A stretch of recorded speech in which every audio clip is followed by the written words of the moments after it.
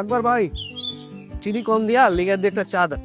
আরে সচিব সাহেব যে তা আছেন কেমন? এই তো ভালো। নিম্বা সাহেব আপনি কেমন আছেন? এই আছি কোন রকম। তা আমাকে নতুন চেয়ারম্যানের খোঁজ খবর কি? কেমন আর হবে? এই তো মাত্র এলো, কটা দিন যাক। চোর যায় চোর আসে, হ্যাঁ আর কেমন হইব? আগে গুলার থেকে তার বেশি ভালো হইব না। তা আমার মনে হয় আগের গুলারও ওভারটেক করবো। কলমের খোসায় চুরি আর আমাকেও একটু হয় আর কি। না মেম্বার সাহেব, আপনি যেটা ভাবছেন সেটা না। গ্রামের মানুষ বলছে এবার পরিবর্তন হবে, আগের দুজনের মতো এই চেয়ারম্যান হবে না। প্রথম প্রথম নতুন নতুন এরকমই মনে হয়, তারপর আগের মতোই যেই লাও সেই করি। আমাকে নতুন চেয়ারম্যান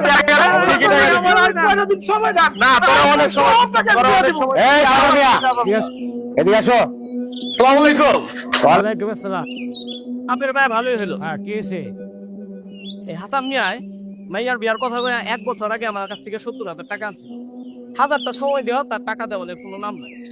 সেই টাকা সুদে আসলে এখন 1.5 লক্ষ টাকা হয়ে গেছে। কোন মেম্বার সাহেব কি করি এখন? এমনি করে চেয়ারম্যানের কাছে নিয়ে যেতেছে। আরে ব্যাপারটা আমার কাছে না কইয়া সরাসরি চেয়ারম্যানের কাছে নিয়ে গেলে হইব। কি কোন সচিব সাহেব? সাগর মিয়া, তুমি আমার কাছে আসো, তোমার আমি বিষয়টা বুঝে কই। আর সচিব সাহেব, আসান একটু সাইডে নিয়া বিষয়টা একটু ভাঙিয়ে পড়।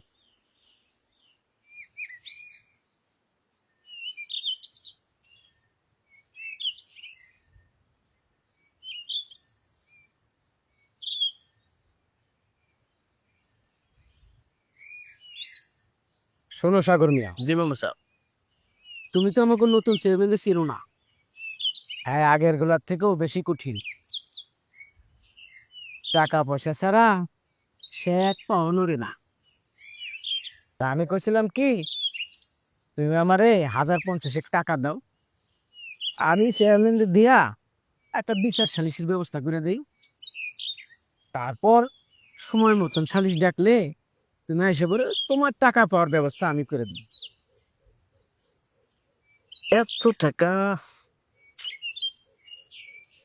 তো তো নাই হচ্ছে কেন? কি ভাবতেছে এত? ঠিক আছে, আপনি যখন বলছেন কি আর করা। আরেকজনের সুদে দেওয়ার লেগে 50,000 আনছিলাম, ওটা এখন আপনারই দেই। দাও দাও। আচ্ছা ঠিক আছে, তুমি এখন যাও, ডাকলে সময় মতন আইসা পড়ো। ঠিক আছে মেম্বার সাহেব, আমি আসি দিলে। আচ্ছা, ওয়ালাইকুম আসসালাম।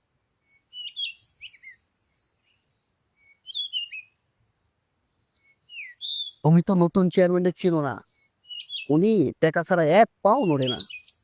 তুমি এক কাজ করো, তুমি আমার 1030 টাকা দাও, এই চেয়ারম্যান বইলা তোমার বাকি টাকা দিতে হইব না, তোমার পক্ষে বিচার টাইনা দিব।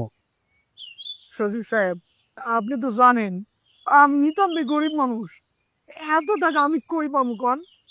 আর এত টাকা থাকিলে তো আমি তো হেরে দিতে পারতাম। আপনি তো জানেন আমার এই সহায় সম্পত্তি বলতে আমার ওই ভিটা বাড়িটুকু আছে। আমি তো গরিব, কি করি কর? তাহলে কি করবা? বাস খাও, যাও এখান থেকে, যখন সালিশ ডাক দেবো তখন আইসো।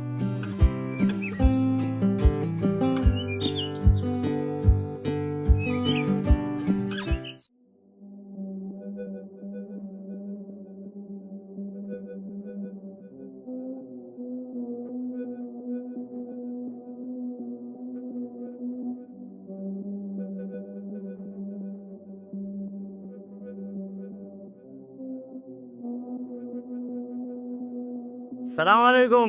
ওয়ালাইকুম আসসালাম। কি খবর? কাজ কাম ঠিক মতো চলতেছে? হ্যাঁ, টাকা পয়সা ওঠে? কান্দা মান্দা দিতে কেমন দিকটা কই না কেউ? হ্যাঁ, চেয়ারম্যানের ভাগটা কই দাও। আচ্ছা ঠিক আছে, যাও বাইরে না, ঠিক মতো কাজ করো।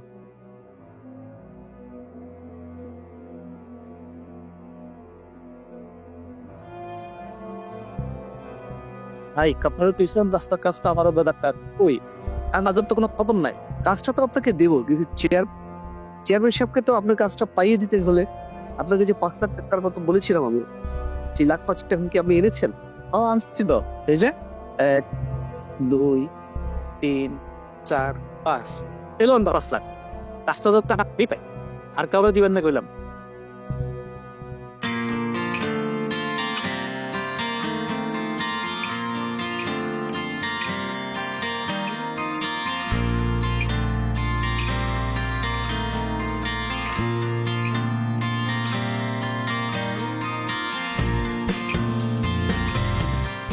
সাহেব অনেকক্ষণ তো এলো, চেয়ারম্যান তো এখন আইলো না। একটু বসেন, এখনই চলে আসবেন উনি। আচ্ছা বসুন। আসসালামু আলাইকুম চেয়ারম্যান সাহেব। ওয়ালাইকুম আসসালাম। বসেন। আপনি ভালো আছেন? না, আছি আলহামদুলিল্লাহ, একটু জ্বর ঠান্ডা কাশি। তারপর আল্লাহ সুবহানাহু ওয়া তাআলা আসলে যেভাবে রেখেছেন ভালোই রেখেছেন, আল্লাহর কাছে জন্য অশেষ শুকরিয়া। তারপর বলেন কি অবস্থা আপনাদের? চেয়ারম্যান সাহেব আসলে আমাদের ওই নির্বাচনের পর তো এখনো আমাদের কার্যক্রম হয় নাই, আজকে প্রথম অফিস। তা আপনাকে নতুন চেয়ারম্যান হিসেবে আমরা অভিনন্দন ও শুভেচ্ছা জানাই। তা আপনার জন্য কি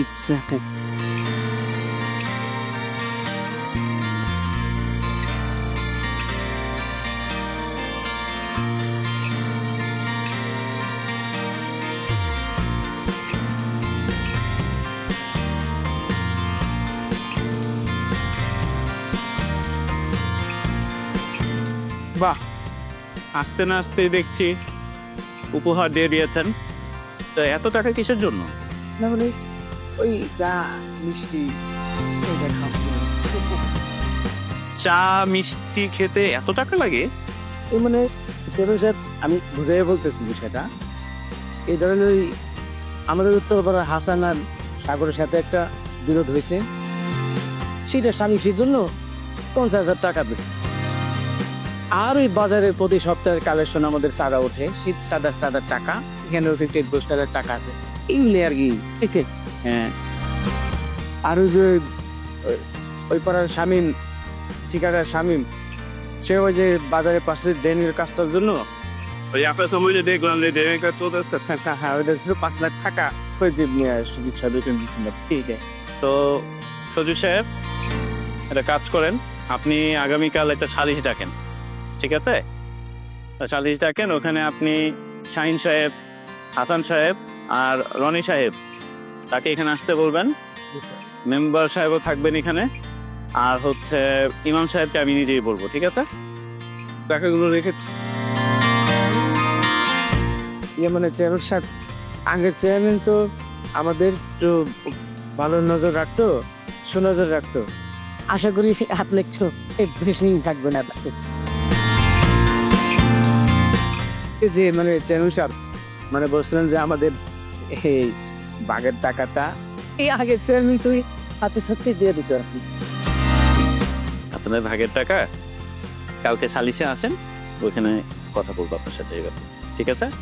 কালকে সালিশে আসেন, হ্যাঁ ঠিক আছে। ঠিক আছে, আসসালামু আলাইকুম। তো সজীব সাহেব টাকাগুলো সব আপনার কাছে রেখে দেন, আর কালকে সময় মতো যাতে সবাই উপস্থিত হয়। জি ধন্যবাদ। আপনি তাহলে আসেন আজকে মেম্বার সাহেব। আসসালামু আলাইকুম স্যার। ওয়ালাইকুম আসসালাম।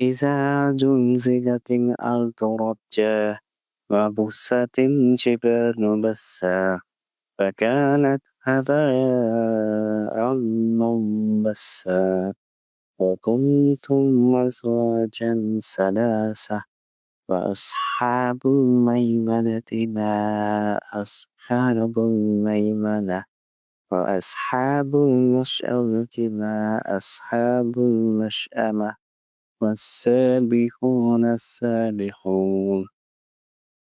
আসসালামু আলাইকুম ওয়া রাহমাতুল্লাহ। আলহামদুলিল্লাহ। কি অবস্থা? সব ভালো আছে। রাসেল কি খবর? আপনারা সবাই মিলে আমাকে যে গুরু দায়িত্ব দিয়েছেন আগামী 5 বছরের জন্য, এই ব্যাপারে আসলে আমি আল্লাহ সুবহানাহু ওয়া তাআলার কাছে সাহায্য চাচ্ছি। আর একটা ব্যাপারে আমি খুব ভীত, আমার মনে হয় যেন আমি আসলে এই দায়িত্ব পালনের যোগ্যতা আমার নেই। আর কোনো কারণে যদি এই দায়িত্ব পালন করতে আমি অপারগ হই, সেক্ষেত্রে কাল কিয়ামতের দিন আল্লাহ সুবহানাহু ওয়া তাআলার কাছে আমার জবাবদিহি করতে হবে। সার্বিক বিষয় নিয়ে আসলে আমি খুবই ভীত। আপনি এই ব্যাপারে কোনো রকম চিন্তা করবেন না, আমরা গ্রামবাসী সবাই মিলে আপনাকে সহযোগিতা করব। জি চেয়ারম্যান সাহেব, আল্লাহ তাআলা আপনাকে পছন্দ করেন বলে আপনাকে মনোনীত করেছেন। আপনার উপরেই ও দায়িত্ব অর্পিত হয়েছে। আপনি কোনো টেনশন করবেন না ইনশাআল্লাহ। আসলে এখানে আপনারা হচ্ছেন গ্রামের সম্মানিত ব্যক্তি, আপনাদেরকে তো আসলে বলতে সমস্যা নেই জিনিসগুলো। আমি ইতিমধ্যে আপনাদের এলাকার যে সার্বিক পরিস্থিতি, আইন শৃঙ্খলার যে অবস্থা, এগুলো আমি খোঁজ নিয়েছি। এটা খোঁজ নিয়ে আমি আসলে খুবই ভীত সন্ত্রস্ত। আমি এই জন্য ইতিমধ্যে প্রশাসনের সাথে কথা বলেছি, তারা আমাকে আশ্বাস দিয়েছে যদি আপনারা অভয় দেন তাহলে আমি বললেই এরা অ্যাকশনে আসবে। জি ইনশাআল্লাহ। তবে একটা জিনিস কি, গ্রামবাসী যদি একত্রিতভাবে আপনারা সাপোর্ট না দেন তাহলে কিন্তু প্রশাসন আসলে সাকসেসফুল এখানে হতে পারবে না। এই জন্য আদনান ভাই, আপনারা জনশক্তি যারা আছে, গ্রামের যারা মুরব্বী আছেন, যারা সম্মানিত ব্যক্তি আছেন, এবং বিশেষ করে গ্রামের যারা ছাত্ররা আছে, ছাত্রছাত্রী যারা আছে, যুবকরা আছে, তাদের মধ্যে একটু সচেতনতা বৃদ্ধি করতে হবে, যাতে করে অন্যায়ের বিরুদ্ধে তারা এটা প্রতিরোধ করতে পারে। আর আপনারা যদি বলেন, আপনারা যদি আমার সাথে থাকেন, তাহলে ইনশাল্লাহ আগামী 5 বছর নয়, আগামী 1 বছরের মধ্যেই আপনারা বুঝতে পারবেন যে এলাকার কি কি পরিবর্তন হয়েছে। আপনারা শুধু আমার সাথে থাকেন, আর একটা জিনিস খাস করে আমার জন্য দোয়া করবেন। ইনশাআল্লাহ। আল্লাহ সুবহানাহু ওয়া তাআলা যদি চায় তাহলে সম্ভব একটি ইনসাফ ভিত্তিক, ন্যায়ের ভিত্তিক, সমাজে কোনো প্রকার বৈষম্যবিহীনভাবে এই সমাজটা পরিচালনা করা। আমি চাই আপনাদের সহযোগিতা এবং আল্লাহ সাহায্য। ইনশাআল্লাহ। জি চেয়ারম্যান সাহেব, কোনো চিন্তা নাই। আসি, আসসালামু আলাইকুম। দেখি আছে জি, হ্যাঁ আমি একটু কোরআন পড়বো। হ্যাঁ জি, সেল ভালো থাকো, কালকে এসে পড়ো। হ্যাঁ ঠিক আছে।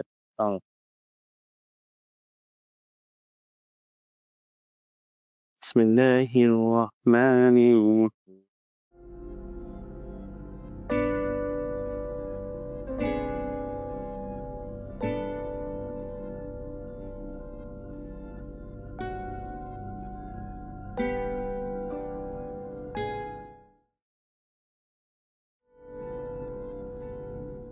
কি অবস্থা আছেন সাহেব? কেমন ভাই? ভালো আছেন? জি বসেন।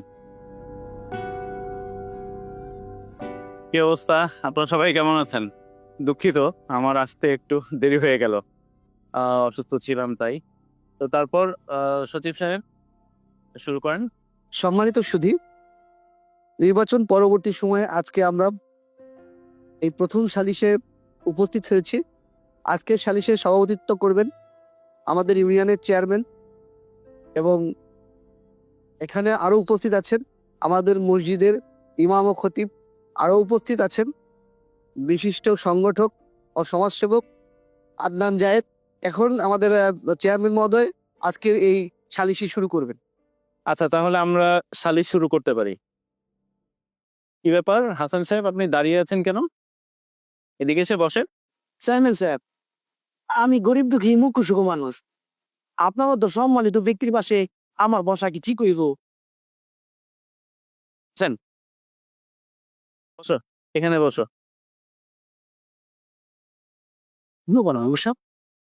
হাসান মেয়ের চেন চাপ কাছে দেখে তো আদর যত্ন করতেছে কেন? করো না কি? আপনি কি টাকা দেন নাই? আরে দেশে তো, সমস্যা কি? আর আমি তো বুঝতে পারতেছি না, চুপ করে দেখো কি হয়। কি ব্যাপার, সবাই অবাক হচ্ছেন মনে হয় যে আমি এই হতদরিদ্র হাসান সাহেবকে কেন আমার পাশে বসালাম। হাসান সাহেব একজন মানুষ, আমিও একজন মানুষ। আমার শরীর যে মাটি দিয়ে তৈরি, হাসান সাহেবের শরীরও সেই মাটি দিয়ে তৈরি। কালকে আমি যদি মারা যাই, আমাকে যে মাটিতে শোয়ানো হবে, হাসান সাহেবকেও সেই মাটিতেই শোয়ানো হবে। তাহলে আমাদের কিসের এত দম্ভ? সাগর সাহেব, শুনলাম আপনি নাকি 70,000 টাকা ধার দিয়ে এখন এই হতদরিদ্র হাসান সাহেবের কাছ থেকে 1.5 লক্ষ টাকা দাবি করছেন। জি চেয়ারম্যান সাহেব, এ ঘটনা সত্য। আমি আসলে সুদে মানে টাকা লাগাই যাচ্ছে বলি আর কি। হাসান সাহেব আমার কাছ থেকে সে 1 বছর আগে 70,000 টাকা নিছিল। আদার তো সময় যাচ্ছে, এখন বছর টাকা দিল। জন্য বাধ্য হয়ে আমরা কাছে নিয়ে আসতাম। আপনি হাসান সাহেবের দারিদ্রতা দেখেও তার কাছে সুদ দাবি করছেন? আপনি কি জানেন যে এটা একটা জঘন্য অপরাধ? সুদ একটি দেশকে দারিদ্রতার দিকে নিয়ে যায়। আর এটা মুসলমান হিসেবে তো চরম গুনাহ। ইমাম সাহেব, জি চেয়ারম্যান সাহেব, ঠিকই বলেছেন। এ ব্যাপারে মহান আল্লাহ তাআলা পবিত্র কোরআনের সূরা বাকারায় বলেছেন, ওয়া আহাল্লাল্লাহুল বাইআ ওয়া হাররামার রিবা। আল্লাহ তাআলা সুদকে করেছেন হারাম এবং ব্যবসাকে করেছেন হালাল। এরপরে সূরা আলে ইমরানের 130 নম্বর আয়াতেও বলেছেন আল্লাহ তাআলা, ইয়া আইয়ুহাল্লাযীনা আমানু লা তা'কুলুর রিবা আদআফাম মুদাআফা ওয়াত্তাকুল্লাহা লাআল্লাকুম তুফলিহুন। হে ঈমানদারগণ, তোমরা চক্রবৃদ্ধি হারে সুদ খেও না এবং আল্লাহ তাআলাকে ভয় করো যাতে তোমরা সফলতা অর্জন করতে পারো। এর পরিণতি হিসাবে হাদিস শরীফে আছে, সুদখোরের মৃত্যুর পরে কিয়ামত পর্যন্ত তার উপরে আযাব চলতে থাকবে এবং তাকে এমন এক নদীতে ফেলে দেওয়া হবে যে নদীর পানি হবে রক্তের মতো লাল এবং তার উপরে পাথর নিক্ষেপ করা হবে। এই ধরনের ভয়ানক পরিস্থিতি জানার পরও সদর সাহেব আপনি কিভাবে আমাদের হাসান সাহেবের কাছ থেকে 70,000 টাকার জায়গায় 1.5 লক্ষ টাকা দাবি করেন? আপনার কি একটুও ভয় পাননি আল্লাহকে? আর আমাদের শামীম সাহেব, আপনি নাকি বাজারের পাশের টেন্ডার, কি রাস্তার ড্রেনের টেন্ডারের জন্য আপনি 5 লক্ষ টাকা পাঠিয়েছেন। কেন ভাই? আপনি কি আল্লাহকে বিশ্বাস করেন না? আপনি যদি শত হাজার কোটি টাকা দিয়েও এই কাজটি পেতে চান, আর আল্লাহ তাআলা যদি আপনার জন্য এই কাজটি না লিখে রাখেন, তাহলে কি আপনি কাজটি পাবেন? আল্লাহ তাআলা যে রিজিক দিয়েছেন, সেই রিজিকের বাইরে তো আপনি কিছুই পাবেন না। আর রনি কোথায়? রনিকে রাখবেন। হ্যাঁ রনি, হ্যাঁ দাঁড়াও। কি ব্যাপার? আমি শুনলাম তুমি নাকি এখানকার হোটেল, এরপর মুদি দোকান, এরপর রিক্সার স্ট্যান্ড, অটো স্ট্যান্ড থেকে তুমি চান্দা তুলো। এই চান্দা নাকি আধুনিক ভিক্ষা? হ্যাঁ, তুমি চান্দা তুলো? তুমি অভাবী মানুষের কাছ থেকে এই জুলুম নির্যাতন করো? তোমাকে কে বলেছে জুলুম নির্যাতন করতে? গরিব মানুষের কাছ থেকে যে চাঁদাগুলো নিয়েছেন, এগুলো তো ভাই হারাম টাকা। আপনারা কি করে পারলেন এই চান্দার নামে এই হারাম টাকা আপনারা কালেকশন করবেন? আপনাদের আখিরাতও ধ্বংস করতে এবং চেষ্টা করছে আর আরেকটাও নষ্ট হবে যদি আমি এটা গ্রহণ করি। আমি তো এই টাকা গ্রহণ করে আমার আখিরাত ধ্বংস করতে পারবো না। গরিব মানুষের উপর আপনারা জুলুম করবেন আর এই টাকা বলবেন মিষ্টি খাওয়ার জন্য দিচ্ছেন। সচিব সাহেব, মেম্বার সাহেব, নিয়ে যান আপনার এই টাকা। 5 বছরের জন্য আল্লাহ সুবহানাহু ওয়া তাআলা আপনাদের সেবক হিসাবে আমাকে এখানে চেয়ারম্যানের দায়িত্ব দিয়েছেন। আমি আমার জীবন থাকতে আমি এই দায়িত্বের অবহেলা করতে পারবো না। আর আপনারা যদি মনে করেন কখনো আমি আমার দায়িত্বের অবহেলা করেছি, তাহলে আপনারা সবাই মিলে এসে আমার বিচার করবেন। আমি তো চাইনি এখানে চেয়ারম্যানের দায়িত্ব, আপনারা সবাই মিলে তো আমাকে এই দায়িত্ব দিয়েছেন। চেয়ারম্যান সাহেব, আমাকে ক্ষমা করে দেন, আমরা সুদের ব্যবসা করবো না। আমাকে অপরাধী করবেন না। কি করছেন এগুলো? আপনারা বসেন। চেয়ারম্যান সাহেব, আমি আর অবৈধভাবে টেন্ডার নিব না, ঠিক আছে? আর পেয়ে দিলাম গো ভাই, আমি তো মাফ করার কেউ না, মাফ করার মালিক তো আল্লাহ সুবহানাহু ওয়া তাআলা। আল্লাহর কাছে শুকরিয়া যে আপনারা আপনাদের ভুলটা বুঝতে পেরেছেন। আপনারা একান্তে 2 ফোঁটা চোখের পানি ফেলে আল্লাহ সুবহানাহু ওয়া তাআলার কাছে ক্ষমা চান। আপনারা চান যেন আপনারা ন্যায়ভাবে আপনাদের জীবনটা পরিচালনা করতে পারেন। তাহলেই একমাত্র সম্ভব এই ন্যায় এবং ইনসাফ ভিত্তিক এই সমাজ গড়ার। চেয়ারম্যান সাহেব, আসলে আপনি একজন ভালো মানুষ। আমাদের বিগত যে চেয়ারম্যানরা ছিল তারা অসৎ লোক ছিল, তাদের সাথে থেকে আমিও অসৎ হয়ে গেছিলাম, যার কারণে আমার অন্তরটা অসৎ হয়ে গেছিল। আমি বুঝতে পারি নাই সৎ কি অসৎ কি। আমি অসৎ কাজ করছি, মানুষের কাছে চাঁদা উঠেছি, মানুষের কাছে ঘুষ খাইছি। আজ থেকে আমি প্রতিজ্ঞা করছি আমি কোনো মানুষের কাছ থেকে অন্যায়ভাবে চাঁদা উঠাবো না, ঘুষ খাবো না। আমরা একজন ন্যায় ও ইনসাফের চেয়ারম্যান পেয়েছি, আপনি আমাদের গর্ব। আমি আজকেই আমার এই